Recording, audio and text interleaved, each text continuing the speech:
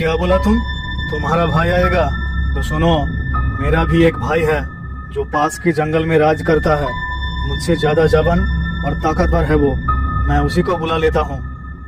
लेकिन अगर वो इस जंगल में आएगा तो उसको भी शिकार की जरूरत पड़ेगी।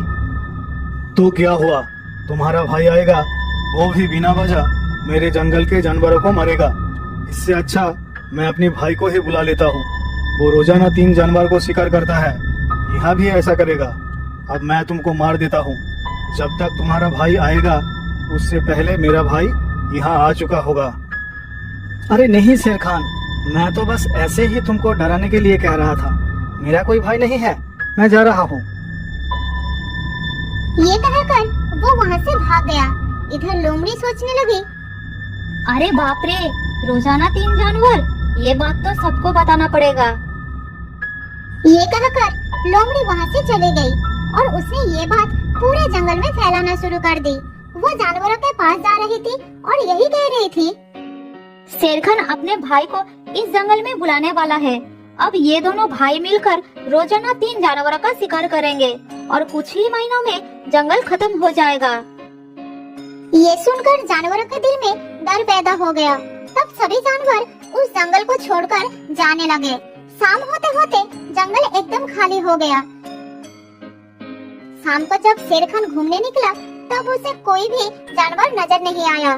तालाब के पास भी दूर दूर तक कोई जानवर नहीं थे। अब उसे चिंता होने लगी। कहीं शेरू ने सच में अपने भाई को बुलाकर जानवरों पर हमला तो नहीं किया? वो सब कहाँ चले गए?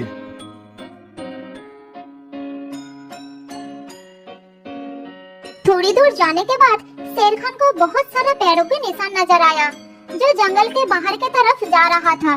फिर वो उसी रास्ते से भागना शुरू कर दिया।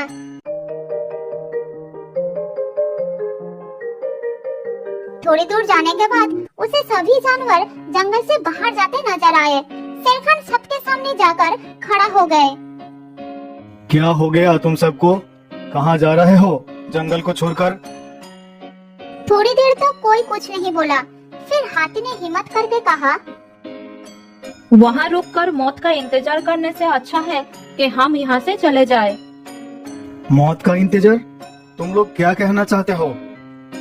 हमें पता चल चुका है कि तुम अपने भाई को भी इस जंगल में बुलाने वाले हो, जो कि रोजाना 3 जानवरों को खाकर अपनी भूख मिटाता है।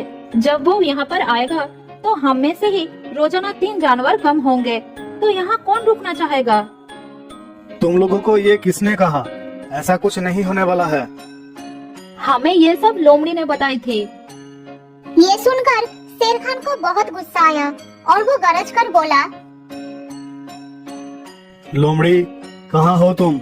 मेरे सामने आओ। ये सुनकर लोमड़ी डर गई। वो जानवरों के पीछे छुपी हुई थी। फिर वो धीरे धीरे सामने आई। तुमने ये झूठ क्यों फैलाई? जल्द ही बताओ, इसके पीछे क्या कारण था? महाराज, मैंने आपको कहते हुए सुनी थी। आप सूर्य से कह रहे थे कि आप अपने भाई को बुलाने वाले हैं और फिर रोजाना 3 जानवरों का शिकार किया करोगे। मूर्ख, तुमने ये नहीं सुना शेरू क्या कह रहा था? वो अपनी भाई को बुलाकर इस जंगल पर हमला करने के लिए कह रहा था। इसलिए उसको डराने के लिए मैंने ऐसा बोल दिया कि मेरा भी एक भाई है। असल में मेरा कोई भाई नहीं है और मैं कभी अपने जंगल को बर्बाद नहीं करूंगा।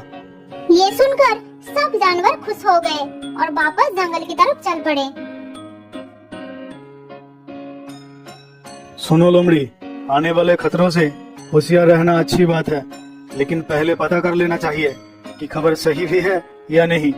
बिना पता किए किसी भी बात को फैलाना अफवाह होती है और अफवाह फैलाने से हमेशा नुकसान ही होती है।